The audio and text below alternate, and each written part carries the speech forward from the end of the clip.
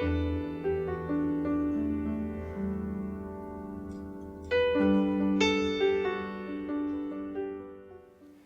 buenos días, sea usted una vez más bienvenido a esta, la sala de su casa, Vida Abundante San Carlos.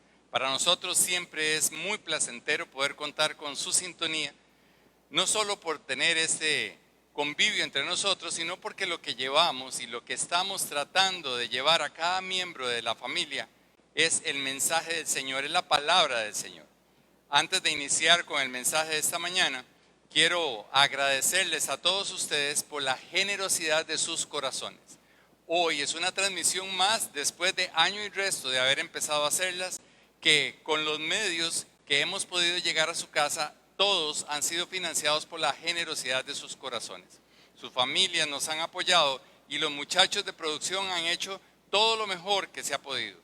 Ha sido un trabajo arduo, una labor de mucha constancia, pero estamos muy contentos. Hay muchísimas cosas que mejorar, lo sabemos, pero con su generosidad y con el compromiso de los muchachos de producción, esto cada vez va a estar mejor. Para ganar adeptos, no, para poder llegar a más personas con el mensaje de las buenas nuevas, el mensaje de salvación. Así es que muchísimas gracias, que el Señor siga derramando todo tipo de bendición sobre ustedes, sobre cada uno de ustedes, ahí donde estén, nuestras bendiciones y nuestro imperecedero agradecimiento al apoyo a este ministerio Vida Abundante San Carlos. Sin más, quiero empezar con la enseñanza de hoy, que como quizás ya se dieron cuenta, tiene un título bastante particular para una enseñanza bíblica. Y el título que le hemos dado es Más allá de mi propia geografía. ¿Y qué tendrá que ver este título con algo bíblico? Pues vieran que sí, tiene bastante que ver. Y es que quizás a usted le pase lo que a mí, que cuando nos dicen geografía, tenemos por entendido aquella materia que llevábamos donde nos enseñaban los accidentes geográficos, o sea, montañas, ríos, lagos, pero geografía es algo mucho más allá. Geografía tiene que ver no solo con las estructuras geográficas propiamente, como las que acabamos de decir, sino que tiene que ver en una parte de ella, en la geografía humana, una rama de su estudio, algo muy hermoso, y es analizar la interacción del ser humano con la geografía propiamente, con los accidentes geográficos que nombrábamos. ¿Qué es esto? El hombre ha tenido que adaptarse a ciertos lugares y esos lugares han sido también impactados por el hombre. De eso habla la geografía humana. Para nosotros es importante conocerlo y tenerlo hoy presente porque vamos a estar viendo un ejemplo de esta interacción. La geografía humana nos explica entonces, por ejemplo, que alguien que vive en el desierto tiene que usar ciertas ropas y tiene ciertas costumbres. Se tiene que adaptar a lo que ahí hay. Pero hoy día, por impacto del hombre sobre los desiertos, tenemos en Israel, por ejemplo, sembrados rosales. ¿Quién diría? Pues la geografía humana nos explica acerca de eso. Pero también vemos las consecuencias de una geografía mal impactada que cobra sus estragos en inundaciones y en otras cosas que no son convenientes. ¿Qué es lo que queremos rescatar de la geografía humana? Que en esa interacción de geografía o medio geográfico y el hombre hay una forma de hacer las cosas. Y cada vez que se hacen mejor las cosas, pues se logra mejor resultado. Siempre con sus consecuencias negativas o muchas veces, pero hay resultados, se notan los resultados. Con nuestra vida sucede exactamente lo mismo. Y es de la geografía personal de la que hoy vamos a estar hablando. La geografía mía ha sido construida porque yo he impactado el medio donde yo nací, tanto geográfico como familiar y como social. Yo hago cosas para poder parecerme a lo que la sociedad me dice, pero yo aporto cambios a la sociedad con mi forma de ser. Geografía humana me lleva a mí a pensar en mi geografía. Y hoy la enseñanza se llama Más allá de mi propia geografía, más allá de lo que yo he estructurado, eso que yo he creado, que yo he impactado las circunstancias y el medio, para crear mi propia vida, mi propia geografía. Yo la trato de hacer de la mejor manera y yo sé que usted también. Nos hemos equivocado, pero seguimos adelante. Es una lucha constante, es una lucha por darnos seguridad, por decir esto es mío, esto yo lo conozco, esto yo lo sé hacer. Pero cada día nos enfrentamos también a cosas que no hemos hecho o que podríamos mejorar. Eso es todos los días, ese es el avanzar diario que tenemos. En las cosas más sencillas, en las herramientas, a la hora de ordenarlas, usted las ordena de cierta forma, pero el próximo día encuentra que las puede acomodar mejor. O el ambiente le dice, este no es un lugar donde acomodar las herramientas. Igual en lo emocional, igual en mis pensamientos. Mi geografía personal es la que yo he construido y la que el medio me ha impactado a mí. Esa es mi geografía. Y la hacemos y todos los días la procuramos precisamente para tener seguridad. Y entonces yo me siento bien con mi geografía. Lo que pasa es que podríamos caer también en que cada día yo sienta que hay más cosas que me faltan, más cosas que me faltan, más cosas que me faltan. Y la persona podría entrar en una espiral de insatisfacción. Y eso es muy peligroso. Nosotros tenemos que entender, y precisamente esta enseñanza tiene que ver con eso. Yo tengo que aprender a conocer lo que mi geografía tiene, a disfrutarlo, pero sobre todo a tener paz con lo que me falta. Tengo que analizar muy bien qué es lo que me falta para saber dónde buscarlo. ¿Qué me ofrece aquel medio geográfico, social, familiar, económico, cultural, para yo poder asimilarlo y crecer? Síntesis de lo dicho hasta aquí, geografía humana es la que me permite a mí construir mi propia geografía. Interacción del medio conmigo y lo que yo hago hacia el medio. Todo esto tiene que ver porque la Biblia nos habla en un pasaje que vamos a estar estudiando hoy de alguien que tenía muy bien estructurada su geografía personal. Alguien que había hecho todo lo que podía.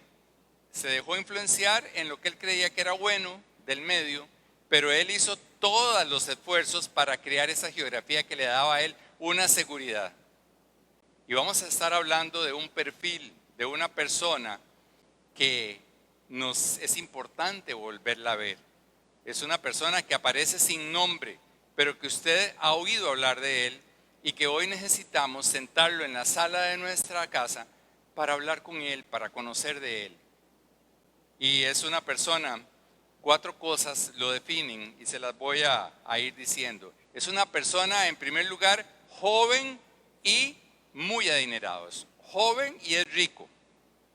Hay textos que lo dicen, esto no es que lo estemos caricaturizando ni nada de eso, bíblicos los textos que nos dicen que era este personaje joven y era muy adinerado. Las citas ahí ustedes las pueden ver. Era una persona con sus necesidades materiales resueltas. La segunda característica es que era de muy buena familia, de una familia noble, de una familia distinguida.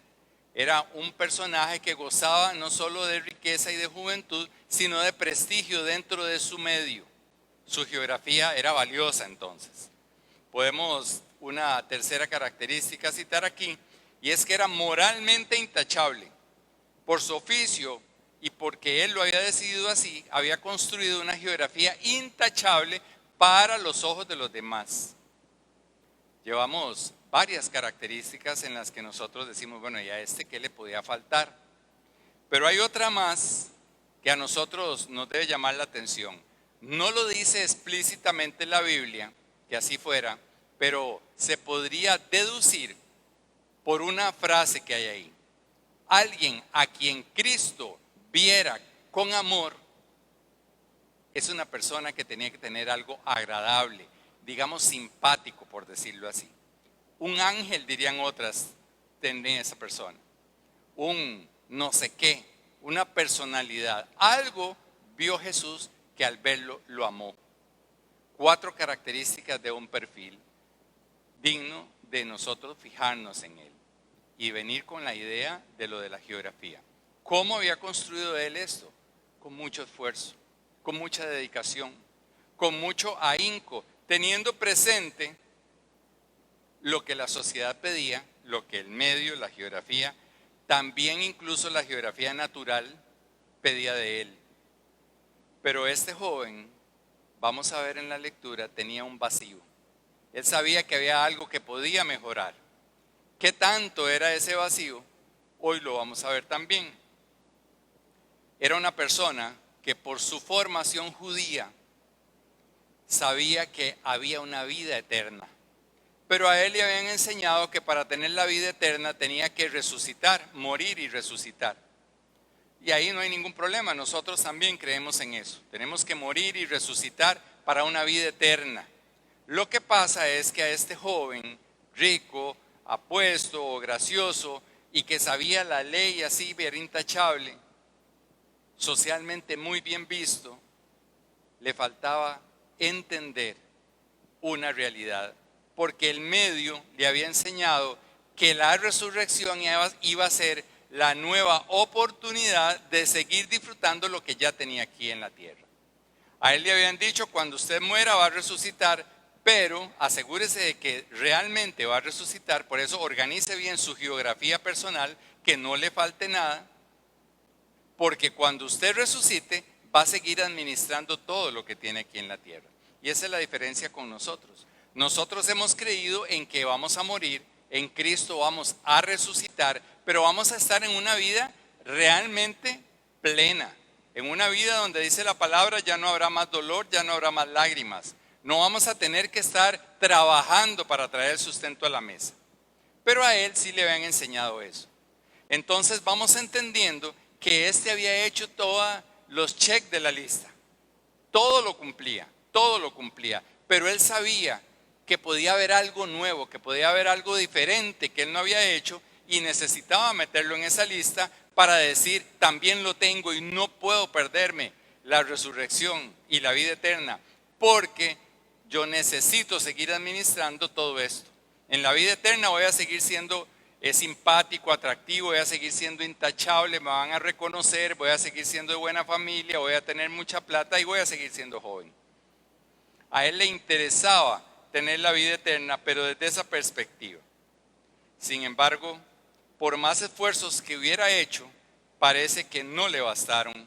Y entonces aparece Jesús y a él le parece también que es una nueva oportunidad de ver a alguien que le podía dar un consejo para poder seguir en esa línea de construcción por sí mismo, de sus esfuerzos, algo que le faltara y decir lo tengo. Imaginémonos que a este joven le pasaba como cuando vamos a, no sé, a la municipalidad, por ejemplo, a tomar una ficha para que nos den un servicio y nos dan una hoja o nos dicen que en internet está el formulario y ahí dice cédula, ok, la tengo, un recibo de la luz, ok, también lo tengo, dirección, la completamos, etcétera, etcétera. Él estaba orgulloso de que tenía la fórmula lista, pero aparece alguien y le dice que está una persona que podría ser que traiga algo nuevo. Que nosotros estemos buscando, por ejemplo, que nos conecten una cañería nueva. Estamos llenando la fórmula, pero hay ahí en la sala de espera alguien que dice, llegó el nuevo ingeniero que tiene nuevas técnicas para conectar. Pues vamos a querer preguntarle al ingeniero nuevo qué es el otro requisito que me falta para poder tener esa cañería que ando buscando. A este hombre le pasó exactamente igual con Jesús. Y aquí es para nosotros la primera pregunta. Durante la enseñanza no solo vamos a hablar de él, la idea es que hablando del joven, yo me vea reflejado en él o no me vea reflejado en él, y si me veo, pues qué tengo que aprender, y si no me veo, también qué tengo que aprender. ¿Habrá algo en mi propia geografía que me esté llevando a la necesidad de recurrir al poder de Cristo para poder sentirme pleno con una vida abundante tal y como me lo indica la palabra? Usted y yo hoy estamos conectados. Yo sé que andamos buscando de Jesús cada día. Yo sé que a usted le agrada conocer más cosas del Señor. Y si usted me dice, claro que sí, por eso es que yo he empezado a caminar con el Señor, o por eso me mantengo con el Señor hace mucho tiempo, pues bienvenido, porque la lección es para usted, como fue para mí a la hora de estudiar, entender a este joven y aprender de él todas las cosas que el Señor me quiera enseñar. La lectura está en Marcos 10, la vamos a ir viendo. Son únicamente 6 versículos los que vamos a leer hoy, pero nos vamos a detener porque la enseñanza es mucha para nosotros, para ver si necesitamos mantenernos en la geografía que hemos creado por nuestros esfuerzos o bien necesitamos ir hacia Cristo para salir de nuestra geografía, ir más allá de ella a una nueva dimensión. Y les leo, yo estoy en la nueva versión internacional, es Marcos 10 del 17 al 22. Cuando Jesús estaba ya para irse, un hombre llegó corriendo y se postró delante de él. Maestro bueno, le preguntó, ¿qué debo hacer para heredar la vida eterna? Y el Señor le contesta, ¿por qué me llamas bueno? Respondió Jesús, nadie es bueno sino solo Dios. Ya sabes los mandamientos, no mates, no cometas adulterio, no robes, no presentes falso testimonio, no defraudes, honra a tu padre y a tu madre. Maestro, dijo el hombre, todo eso ya lo he cumplido desde que era joven. Su geografía, criada por sus esfuerzos, el medio le había dicho cómo hacerlo, qué se esperaba de él, y él fue haciendo su propia geografía. Pero hoy lo vemos que está pensando que a esa geografía le faltaba algo, y ahí es donde recurre al maestro, como le dice él. Jesús en el 21 dice, lo miró con amor y añadió, una sola cosa te falta, anda, vende todo lo que tienes y dáselo a los pobres y tendrás tesoro en el cielo. Luego, ven y sígueme. Al oír esto, el hombre se desanimó y se fue triste porque tenía muchas riquezas. Es la parábola del hijo pródigo, del joven rico. Y a nosotros nos interesa mucho ver cada una de esas partes del diálogo que tuvo con Jesús. Y a este diálogo le hemos puesto por título, un diálogo con sabor a eternidad. Es el diálogo que usted y yo debemos tener con Cristo siempre.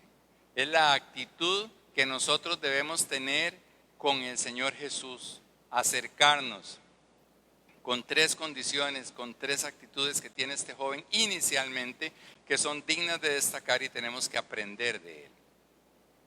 Vamos a ver 3 acciones que hace él y luego vamos a ver cómo le responde Jesús. En este diálogo con sabor a eternidad, las acciones del joven, la primera es, hay una actitud de mucho interés y entusiasmo. Él está interesado en llegar a Jesús.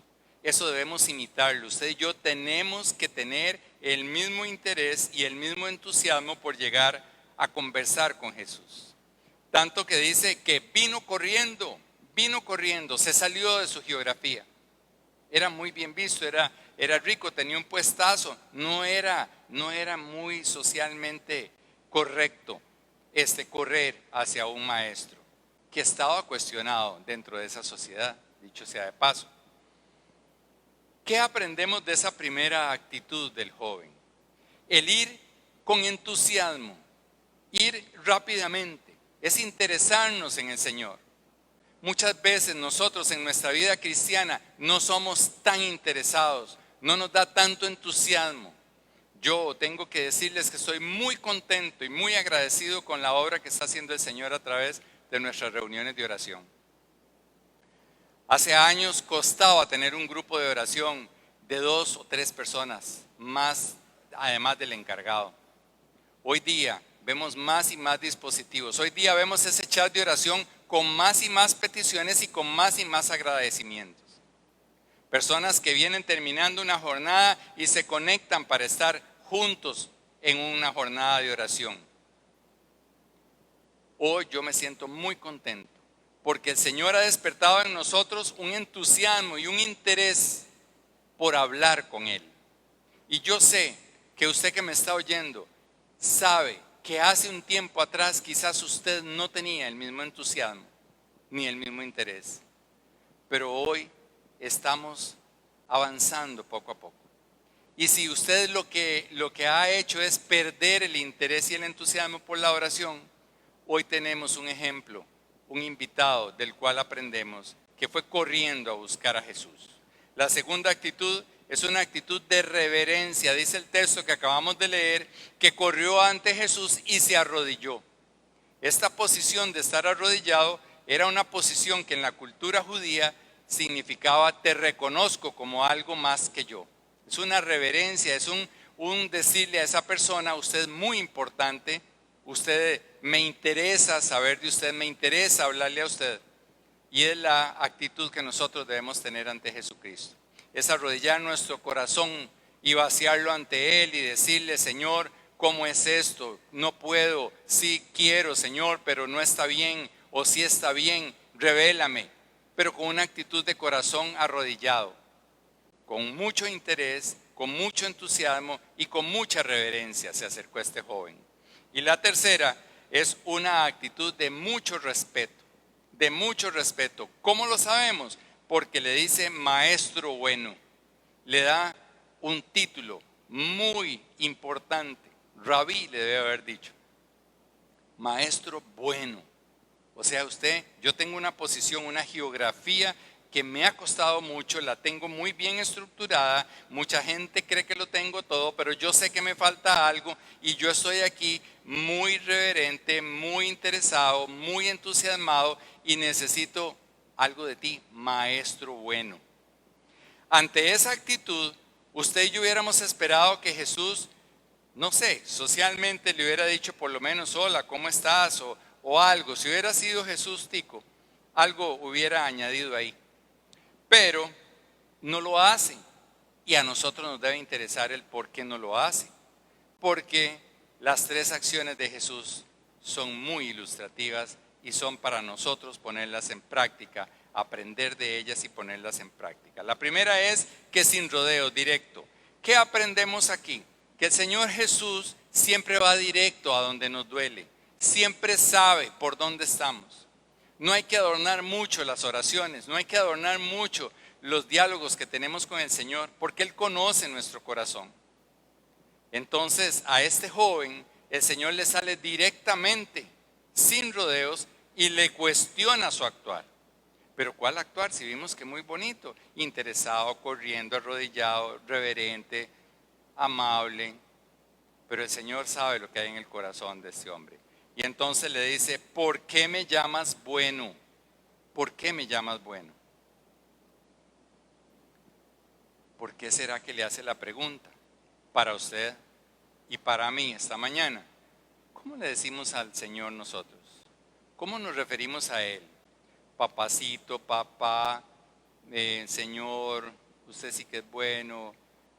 Recuerdo a aquella señora que les he contado que le decía, oh mi Dios tan cachetón. ¿Cómo le decimos al Señor? Ok, y ya que lo identificamos, ¿por qué le decimos así? Hay certeza de que Dios es bueno. Cuando yo me acerco a Dios y le digo, Dios, usted que es bueno, necesito. Realmente yo creo que Él es bueno. Eso es importante. Es aprender de por qué Jesús sale con esta primera reacción. La segunda es que el Señor le recuerda la geografía autolimitada de vida que Él ha llevado.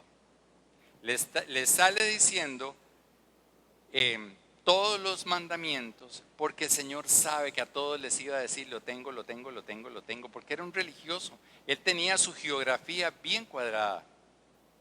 Él había interactuado para salir triunfante con el medio y lo había logrado socialmente. Pero le faltaba algo y el Señor se lo quiere poner de manifiesto. ¿Por qué me llamas bueno? Y además estás siendo autojustificado. Vos sos el que te estás calificando de que lo tenés todo. Y la tercera le dice que le falta solo una cosa. Entonces, con las actitudes de Jesús, vemos que va directo al grano. Le dice, usted tiene todo muy bien acomodadito, muy bien formadito, pero te hace falta una cosa. Para usted y para mí, cuando entremos en un diálogo con el Señor, tengamos la actitud del joven, pero estemos dispuestos a que el Señor nos hable directamente, porque el Señor tenía 5 propósitos con ese joven, que son los que vamos a ver ahora. Dice, ¿qué pretende el Señor Jesucristo con este joven? En primer lugar, el primer propósito de este diálogo de parte de Jesús y para nosotros la enseñanza es darse a conocer Él, Jesús, como el Hijo de Dios. El Evangelio quiere destacar que Jesús enfrenta en aquella conversación al joven para decirle, bueno, ¿y usted dónde está realmente? Te trae todo muy bien cuadradito, muy bien hecho por usted mismo, pero ahora ¿con quién está hablando usted? Y lo primero que le pregunta es, ¿por qué me llamas bueno? Y añade, porque bueno solo es Dios.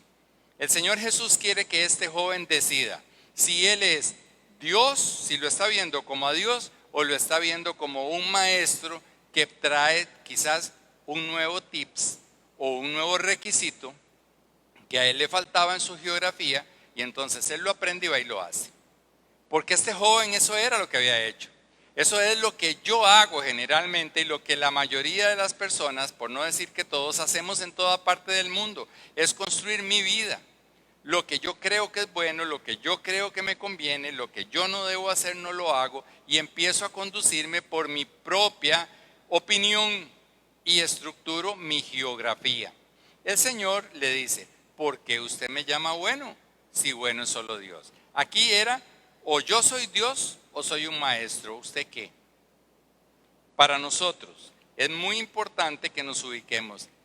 Cuando nos acercamos a un diálogo con el Señor, ¿realmente creemos que Él es Dios? La respuesta mía sería, claro que sí, y si no, no me le acerco. Pero yo tengo que acercarme con la certeza de que Dios realmente es Dios. Yo no puedo acercarme con la certeza de que Él es un milagrero, porque muchas veces nos hemos acercado al Señor, pero buscando algo específico del Señor, un milagro. Y eso no está mal, siempre tenemos que buscar los milagros del Señor. Pero yo debo saber por qué me acerco. Yo debo reconocer, Él es Dios y tiene poder sobre todo. Yo no lo puedo poner a Él de mandadero, Señor, hágase así, hágase allá. Señor, usted sabe. Y no creemos en ese tipo de oración. Hay gente que dice que hay que orar en específico y decir, quiero el vestido rojo y quiero los zapatos blancos y quiero el carro azul. Yo creo que ahí tenemos que cuestionarnos con quién estamos hablando.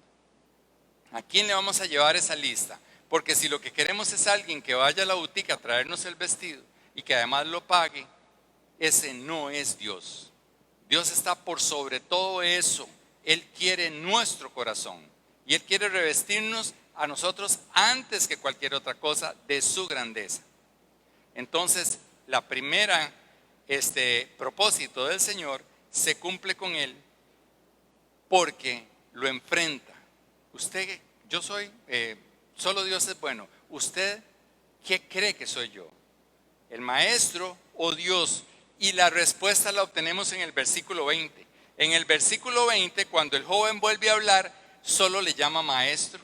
Llama la atención en el 20. Después de que el Señor le dice tal y tal y tal, 6 mandamientos, Él le dice, todo lo tengo. Y entonces ahí se refiere al Señor Jesús como maestro. Ya nos da el texto una respuesta para aquel joven. No quería salir del todo de su geografía. Andaba buscando otro renglón que llenar para no perderse la capacidad de seguir disfrutando de sus riquezas y de su condición en el día de la resurrección. Yo tengo que preguntarme, ¿qué tan importante es para mí el consejo del Señor para construir lo que Él quiere en mi geografía? ¿O voy a buscar al Señor nada más para que me dé otro formulario que llenar? Definitivamente no, yo sé que no. Definitivamente nosotros andamos buscando del Señor, del Dios, pero este joven no lo había entendido así. El segundo propósito es recordarle a este joven cómo tenía estructurada su vida.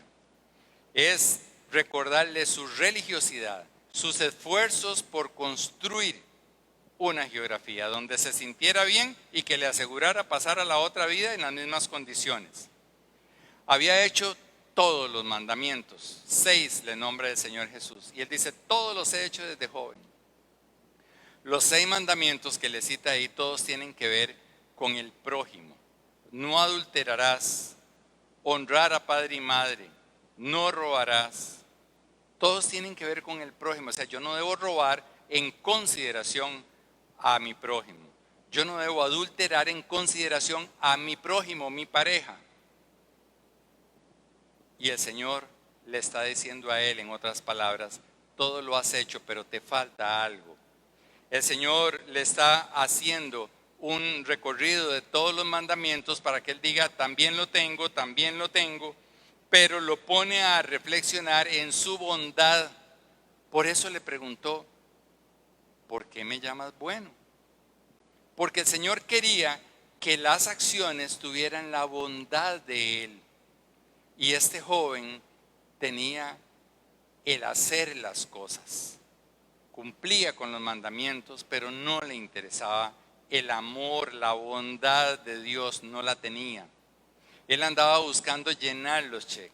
Para usted, esta mañana, como lo ha sido para mí, es motivo de reflexión, ¿qué es lo que yo estoy cumpliendo para el Señor supuestamente? ¿Qué me dice el Señor que yo haga con mi vida?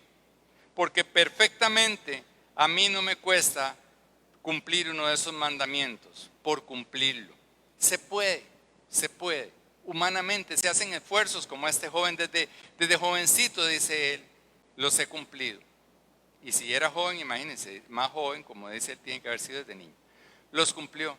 Pero es que no se vale no solo decir yo no adultero, es que yo no adultero por amor a otra persona. Yo no adultero un documento por amor a otra persona, porque hay bondad en mí, porque hay un reflejo de Dios en mí, y yo no lo hago por eso. Por no cumplirlo, sí, hay muchas cosas que quizás una persona no hace solo por no ir a la cárcel. Pero no hay amor, no hay bondad.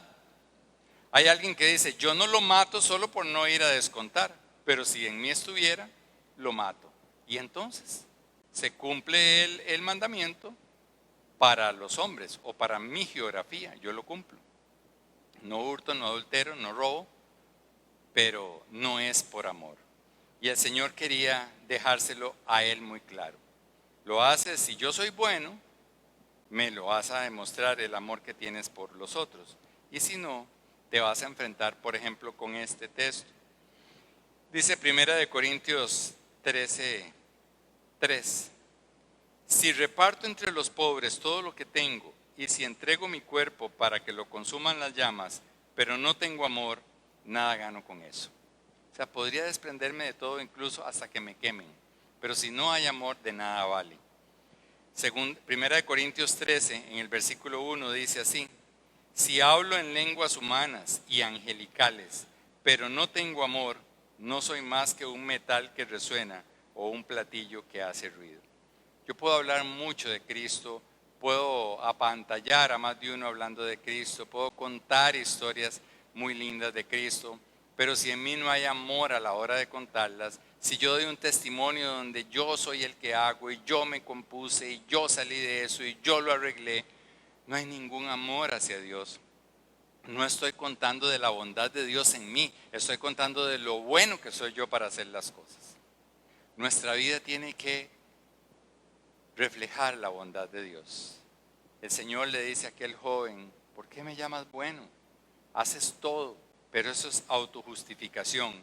Para usted y para mí, pregunta, ¿yo soy un religioso cumplidor o recurro todos los días a la bondad de Dios para poder hacer las cosas bien? Es muy diferente. Un religioso es una persona que lo hago. ¿Para qué? Solo para no irme para el infierno, para que el diablo no me lleve. Pero el Señor lo que quiere es otra cosa. El Señor lo que quiere es que cada una de nuestras acciones refleje su bondad.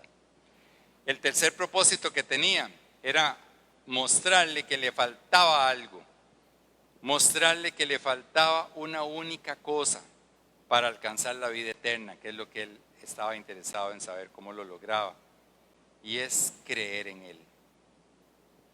Hechos 16, 30 y 31 tiene aquella historia donde un hombre grita: señores, ¿qué tengo que hacer para ser salvo? Cree en el Señor Jesús, así tú y tu familia serán salvos, le contestaron. ¿Qué se necesita para la vida eterna? Creer. Y nos lo confirma todavía más Juan 3:16. Dice así: porque tanto amó Dios al mundo, que dio a su Hijo unigénito, para que todo el que en Él cree no se pierda, sino que tenga vida eterna. El hombre joven, rico, de buen prestigio, intachable, se presenta ante alguien que creía él que le iba a añadir más cosas para hacer, más requisitos. Pero el Señor le está diciendo: solo una cosa le falta, y es creer, es creer. El Señor lo que pretendía, y por eso se llama así en nuestra enseñanza, es que este hombre saliera de su propia geografía. Ya no más esfuerzos por dominar el ambiente, ni dejarme dominar tantísimo por el ambiente. Lo que usted necesita para pasar a otra vida es una dimensión de fe, es creer en lo que no ha visto. Era lo que le faltaba a este hombre. Vino ante el maestro con mucho entusiasmo, con mucha reverencia, con mucho respeto, y lo llamó maestro bueno. Pero ahora nos damos cuenta que le decía así por parte del respeto. Pero cuando el Señor lo enfrenta y va directo y le dice: bueno solo Dios, ya ahí el esquema para él se le cae. Mi pregunta: ¿realmente yo he creído en Cristo como el dador de la vida eterna? ¿Yo realmente creo que Él es la única fuente de mi vida eterna? ¿O todavía estoy creyendo que Cristo me va a salvar, pero además yo tengo que hacer ciertas cosas y yo tengo que ir a buscar a otros lados también para ayudarme a hacer mi geografía y pasar a la vida eterna? La noticia que el Señor le da a aquel hombre es la misma que nos da hoy. Él lo único que pide de nosotros es que le creamos. Y cuando le creemos, vienen todas las cosas. Les daba las gracias por su generosidad.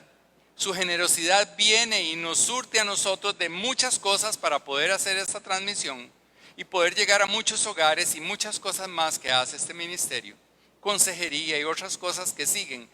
Las reuniones virtuales, semanales, todo lo que hacemos, y cuando estemos presenciales, todo lo que significa mantener esa propiedad, todo sale de su generosidad. Pero no es porque ustedes sean buenos, ni yo soy bueno. Es porque el Señor ha puesto bondad en nosotros y queremos que otros conozcan del Señor y surtimos para que eso sea posible. Esa es la diferencia. Si creemos en el Señor, todo lo demás lo vamos a poder hacer. Al revés, no nos sirve. No es que yo haga cosas bonitas y buenas para que después el Señor me lleve a la vida eterna. Eso no funciona. Yo tengo que dejarme claro a mí mismo que necesito salir de mi geografía, donde yo tengo a Cristo como un milagrero, como un amuleto y a veces hasta como un alcahuete. Yo sé que no estoy haciendo bien las cosas, pero me presento al Señor a decirle: ay Señor, yo necesito un día dejar al amante, yo necesito un día dejar de drogarme. No, de corazón se le dice: Señor, yo no puedo dejar la droga, yo no puedo dejar de mentir, yo no puedo, Señor. Por eso estoy aquí, para que vos con tu bondad me cubras y me permites poder salir de donde yo estoy. Necesito ir más allá de mi propia geografía, romper esos límites y entrar en la dimensión de la eternidad, que es la misma dimensión de la fe. Sin fe no hay eternidad. El cuarto propósito del Señor con este joven es demostrarle lo que había en el corazón de él versus lo que le estaba ofreciendo. El Señor le dice: anda, vende todo lo que tenés y te voy a dar o vas a tener un tesoro. Juan 17:3, que ustedes lo van a ver, dice: y esta es la vida eterna, que te conozcan a ti, el único Dios verdadero, y a Jesucristo, a quien tú has enviado. Esa es la vida eterna, ese es el tesoro que este hombre debió haber cambiado sus tesoros que tenía, todas esas riquezas, y tomar el tesoro que le estaba ofreciendo el Señor, que era Él mismo para alcanzar la vida eterna. Vino corriendo a buscar el secreto para pasar a la vida eterna y seguir disfrutando. Pero se encuentra con que está hablando con el mismo Dios, que le dice lo que tiene que hacer es deshacerse de lo que tiene en el corazón para que obtenga el verdadero tesoro. ¿Realmente este joven consideraba a Jesús como el dador de la vida eterna? No. Definitivamente vemos que él lo tenía como un maestro, como alguien respetable, como alguien útil, que le podía decir cosas buenas para hacer. Mi pregunta es, yo tengo al Señor como mi Dios poderoso, dador de la vida eterna, que con Él no me voy a perder y voy a llegar a vivir en esa vida por toda una eternidad, o lo tengo como alguien que me puede dar volados para vivir mejor. El propósito número 5 que tenía y último del Señor con este hombre es una invitación muy especial. La primera era decirle yo soy Dios. La segunda es mostrarle a él una vida autojustificada. Todo lo he hecho, pero le faltaba el amor. Después le dice lo que tiene en el corazón y ahora le dice que le hace una invitación muy especial. Le dice, luego ven y sígueme. La invitación se debe leer en dos partes. Es ven. Yo lo puedo invitar a usted, venga a mi casa, venga a vida abundante. La primera pregunta para usted es, ¿y qué? ¿Y a qué? Él le dice, venga y sígame. Es una invitación doble. Para usted y para mí, hoy, esta mañana, sigue vigente. El Señor nos está diciendo todos los días, venga y sígame. Venga y sígame. ¿Qué habrá conseguir al Señor? Solo cosas del Señor. No va a haber otra. Juan 6:35 dice, yo soy el pan de vida, declaró Jesús. El que viene a mí nunca pasará hambre y el que en mí cree nunca más volverá a tener sed. Ir detrás del Señor, venir a Él y seguirlo es nunca más volver a tener hambre. De ningún tipo, sobre todo de la espiritual. Es no volver a tener sed, sobre todo de la espiritual. El Señor quiere hacerle a este hombre una invitación de anda, deja todo, cuando te quites esos tesoros del corazón, volvé y seguime, porque va a haber saciada para siempre la sed y el hambre espiritual. Juan 6:39, 40 dice, y esta es la voluntad del que me envió, que yo no pierda nada de lo que Él me ha dado, sino que lo resucite en el día final. El Señor no solo nos va a dar un hambre y una sed espiritual saciada por siempre, sino que además dice que en el día de la resurrección no va a haber nada mejor para nosotros. Vamos a estar en su vida eterna. La sorpresa que este hombre se llevó es que él creía que le iban a dar otro chequecito para hacer otro rengloncito en el formulario para llenar.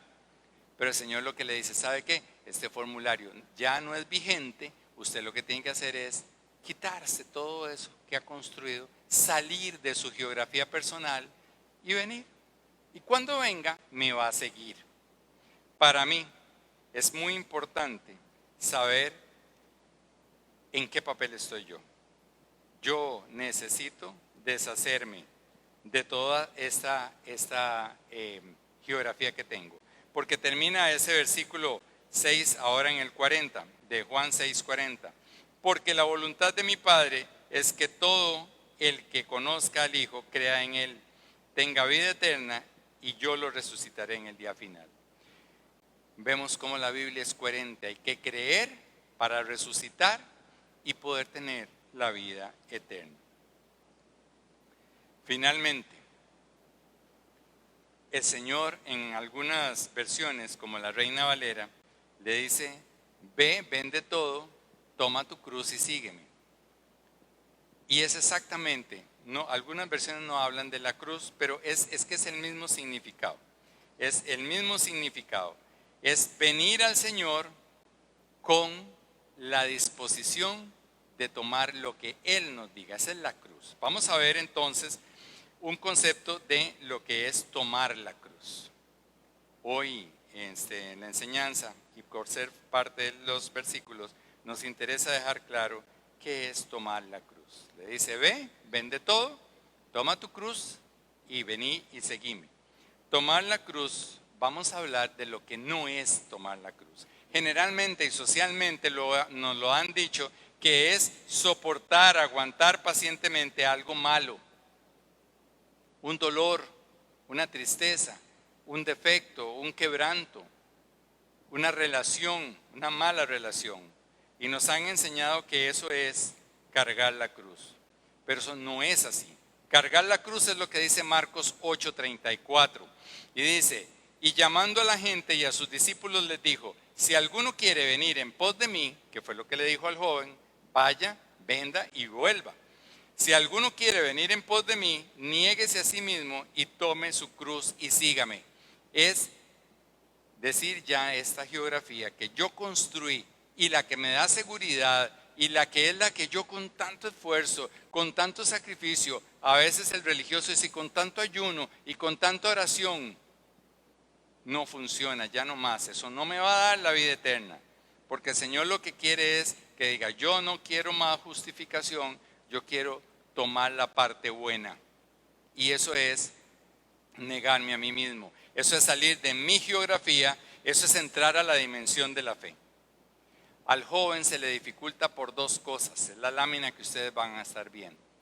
Dos cosas le hacen a este joven imposible, porque se ve en la enseñanza que él no vuelve, sino que regresa. Y así como llegó de muy entusiasmado, ahora el texto nos dijo que él se fue muy triste. ¿Por qué él no logra venir de nuevo ante el maestro? Primero, porque él no se creía tan malo. Él creía que tenía la listita completa. Iba porque póngame otra. Maestro, póngame otra tarea para hacérsela y va a ver cómo yo se la traigo. Y donde el Señor le dice que eso no funciona, que Él quiere otro tipo de tarea, entonces Él no está dispuesto a morir. Él se cree que no es malo, que lo que ha construido es lo que realmente es bueno. Y la segunda razón por la que a Él se le dificulta volver al maestro es porque no creía realmente que el maestro fuera el capaz de darle la vida eterna. Para usted y para mí, quizás este es el mensaje que engloba toda la enseñanza. Yo debo decidir acercarme con entusiasmo, con prisa, con muchas ganas al maestro y hablar con él. Tengo que hacerlo reverentemente, poniendo mi corazón frente a él o a sus pies. Y tengo que llamarlo a él como él es, como mi Dios, como mi Salvador, respetuosamente. Yo no puedo llegar a demandarle ni a dejarle la lista para que me haga ese mandado, ni darle término, Señor, estoy harto hasta que me voy. Si no pasa, no puede ser así. Pero debe haber en nosotros el reconocer que realmente Él es Dios, porque todo lo demás lo podemos hacer, pero nos quedamos en la religiosidad. En la religiosidad. Nuestras oraciones deben ser de, Señor, yo estoy ante ti que eres mi Dios. Yo estoy hablando contigo de mi dolor porque eres mi Dios y me entiendes. Yo te puedo abrir el corazón y contarte el pecado más tremendo que yo estoy cometiendo. De por sí ya lo sabes porque tú eres Dios. Hoy nosotros entendemos que aquel hombre no lo logró porque él creía que él no era tan malo. Y vienen aquí las frases que se encuentra usted con muchas personas o bastantes personas. Me gustan las cosas de Dios, pero tengo que hacer ahí unos ajustes. O es que vieras que yo estoy muy joven, o es que estoy muy ocupado, o ya uno tan viejo, y es que son tantos en la casa, o soy solo yo. No estamos reconociendo que Él es Dios y no estamos reconociendo que nuestra geografía no es tan buena, sino que podemos seguir jugándola. O los otros que dicen, yo no soy tan malo, la verdad es que a mí me gusta lo de Dios, pero yo veo que no tengo problemas, no me meto con los vecinos, cada uno en su casa y Dios en la de todos, yo ahí ayudo cuando me piden, y un montón de listas como las de este joven. ¿Cuántas veces nos hemos visto en eso? Pero si vamos a estar hablando de alguien que nos lleve más allá de nuestra geografía, a la geografía de la eternidad, a interactuar con el Dios viviente por siempre y para siempre, es hablar con el Señor. y reconocerlo, Señor, usted es. No puedo estar en mi propia geografía limitada y vivir con Cristo. No se vale, no son compatibles. O me salgo de mi geografía y paso a la dimensión de la fe, o no camino. Yo no puedo seguir en mi geografía y llamarlo a Él mi buen pastor y decir el Salmo 23, nada me faltará. No puedo. Si yo creo que soy yo, nada me faltará, pero es que yo trabajo mucho. Y viera cómo le pongo a la oración. No se vale. Yo soy oveja del buen pastor si reconozco que Él realmente es el que me da todo. Yo trabajaré, yo cuidaré y administraré sabiamente basado en su palabra, pero no es por eso que yo vaya a tener los delicados pastos. Yo debo aceptar que Cristo murió por mis pecados, pero yo debo arrepentirme. Muchas veces creemos, ese sí, en Cristo nueva criatura y todo nuevo es, sí es cierto, pero ¿y usted se arrepintió? Yo me he arrepentido. ¿O es que, como en otros lados nos han enseñado, que tengo una carga, periódicamente la entrego y voy de nuevo, blanqueo la cuenta? No se vale. Esto es una sola vida y es un solo Dios. Yo debo buscar de Él para que esa mi vida pase a la vida eterna sin mi ayuda. Es con la ayuda y en total entrega al Señor. Aquel joven se fue triste porque no entendió que su geografía hecha con tanto esfuerzo no le servía para la vida eterna. Que hoy en esta lectura nosotros podamos ver que en ese diálogo con Cristo se hace la diferencia entre un entusiasmo inicial y una herencia de eternidad. Hay que tener entusiasmo, pero hay que saber ante quién estamos llegando, porque la diferencia es la eternidad, es la vida eterna. Sí, solo si me arrepiento de mi vana y propia geografía y salgo de ella, que yo puedo entender lo que es llevar la cruz. No es sufrir y sufrir, es poder estar en la misma sintonía que nuestro Señor. Por eso la invitación que le hizo aquel joven es, anda, ya hablamos, ya sabes lo que tenés que hacer, anda, vende todo y regresa y ahí me vas a seguir. Esta mañana, usted y yo que hemos sido retados por el texto, espero haberlo transmitido de la mejor forma para que el texto realmente impacte nuestras vidas y digamos, ¿realmente yo estoy creyendo en el Dios que me da la vida eterna? ¿O estoy creyendo que es en el árbitro? ¿Es en el tráfico que me pare, me revisa los documentos? Ok, sí, puede seguir o no. Yo tengo que verlo más allá de eso. Él no es mi mandadero, Él no es el tráfico, Él no es el policía. Él no es el regañón. Él es el dador de vida eterna.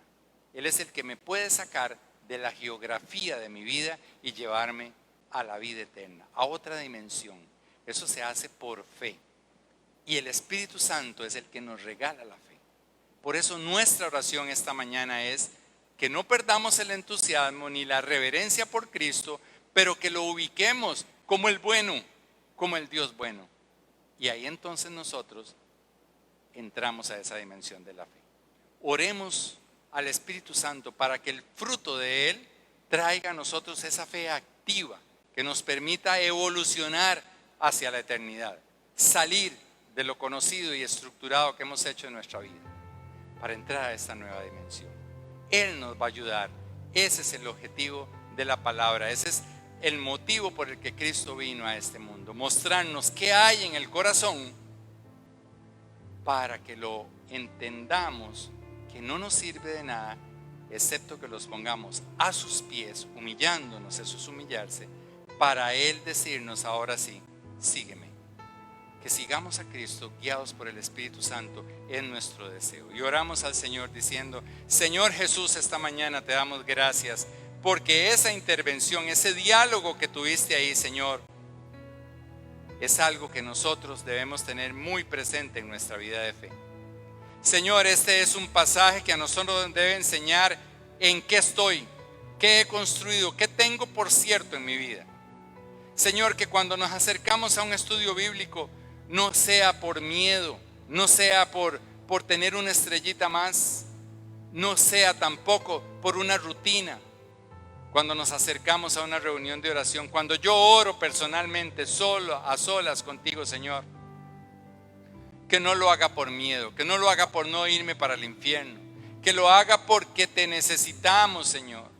Que lo hagamos, Señor, saber que nuestro corazón sí tiene muchas cosas que necesitan ser remendadas por vos, Señor. Que nuestra vida, toda nuestra vida está llena de aristas filosas que necesitamos que tú las limes, Señor, con tu amor. Espíritu Santo, esta mañana invocamos tu nombre pidiendo que esa fe que viene de ti nos pueda llevar a la palabra, Señor, donde se nutre nuestro espíritu y podamos pasar de esa dimensión terrenal, de esa estructuración geográfica con límites, con reglas, con requisitos, con tratados, con convenios en la que hemos convertido nuestras vidas, para pasar a una dimensión mucho más allá. La dimensión de la fe es creer en Cristo, aunque no hayamos visto nada más que su presencia espiritual. Señor, nuestros ojos no van a necesitar verte físicamente, porque nuestro espíritu te ha visto, pero necesitamos reconocerte como el bueno siempre, como el único Dios, como le dijiste al joven, bueno es solo Dios. Y nosotros queremos verte y queremos impregnarnos de tu bondad, Señor. Que cuando hagamos los mandatos tuyos aquí, cuando los pongamos por obra, Señor, todos tus preceptos, los hagamos porque hay bondad en nosotros, hay reflejo de vida eterna en nuestras vidas. No por miedo, no por cumplir, Señor, porque nosotros queremos aceptar la invitación esta mañana de volver a ti y seguirte en cada paso. Señor, yo oro por todas las personas que en este momento o que luego van a ver este mensaje, para que haya disposición en cada uno de nosotros de venir de regreso a los pies de Cristo y decirle: Señor, aquí estoy, he quitado los tesoros de mi corazón, he salido de mi geografía porque sé que solo tú eres bueno y quiero seguirte, Señor. Qué bueno entender que tu invitación sigue vigente para cada uno de nosotros y consta de dos acciones. Tú nos estás invitando a venir y a seguirte, Señor. Que esta senda a la que nos estás llevando hoy de nuevo, Señor, cobre vida en cada uno de nosotros. Oro, Señor, por cada hombre, por cada mujer, cada joven, que hayan podido, Señor, comprender que tú eres el bueno y que no hay que añadirle nada más que creer en ti, Señor, para obtener la vida eterna. Gracias, Padre, por permitirnos tener la presencia de Cristo en la tierra hace muchos años y en nuestro corazón ahora. Gracias, Jesucristo, porque tú entendiste lo que es bondad para hacerla en nosotros. La trajiste, eres bondad y la sigues trayendo cada vez que vengamos a ti. Y a ti, Espíritu Santo, te pedimos de corazón que nos reveles la senda a seguir, que nos fortalezcas con tu dominio propio para poder hacer las cosas como al Señor le gusta que las hagamos, para Él, con nuestro mejor esfuerzo, con amor, Señor. Muchísimas gracias, muchísimas gracias. Estamos muy agradecidos porque nos has permitido hablar contigo cada vez que lo necesitamos, Señor, solos y en grupo. Bendice este ministerio, Señor, que cada vez más hombres, más mujeres podamos estar instruyéndonos para instruir a otros. Bendice los ministerios que predican tu nombre, Señor, donde estén. Los ministerios amigos que contribuyen con nosotros, que nos dan consejo, que han estado a la par. Los bendecimos, Señor, en tu nombre, porque han entendido que detrás tuyo, Señor, en esa senda perfecta que nos has trazado. Oramos, Señor, por nuestro pueblo Costa Rica. Ahora, Señor, que estamos en este todo tipo de crisis, Señor, porque de todos lados tenemos crisis. No hay más, Señor, que nosotros, tus hijos, te pidamos que seas bueno con Costa Rica, Señor. Sé bueno con Costa Rica, con sus líderes, con sus pobladores donde estén, Señor, sé bueno. Espíritu Santo, guíanos a todos a buscar de ti, a buscar cada vez más tu consejo, a ponerlo por obra. Que así sea hoy y siempre y por los siglos de los siglos. Amén. Muchas gracias una vez más. Nuestro agradecimiento por su compañía, por sus corazones generosos. Que el Señor derrame todo tipo de bendiciones sobre usted y cada uno de los miembros de su familia. Y nos vemos pronto. Que el Señor los bendiga.